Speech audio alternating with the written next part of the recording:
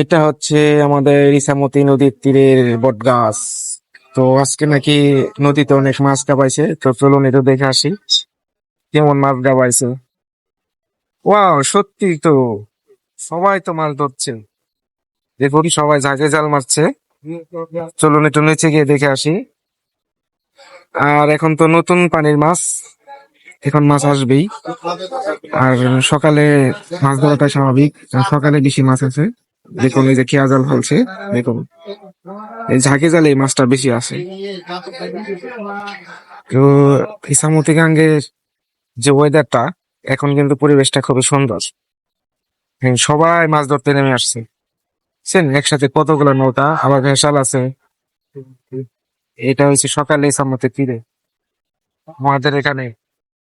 বুঝছেন, গ্রাম্য পরিবেশ কত সুন্দর। দেখি কি মাছ পাইছে। হ্যাঁ হ্যাঁ, কত বড় নলা মাছ!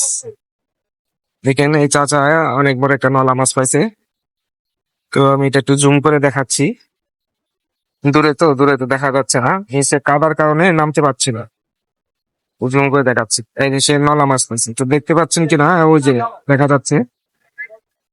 আর কাজলি মাছ আছে, কারণ এখন নতুন পানিতে আপনার কাজলি মাছটাই বেশি পাওয়া যায়। দেখুন চারদিকে এসে পানি কোথায় নামছে। নিচে হলো পুরা কাদা, কাদার কারণে আমি একটু নিচে নেমে দেখাতে পারলাম না। দূর থেকে দেখুন, এক খেয়ে অনেক মাছ উঠছে।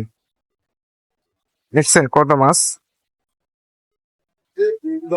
তো ঘুরে দেখাই আমাদের এই বট গাছটা, ঐতিহ্যবাহী বট গাছ আমাদের ইসামতির তীরে।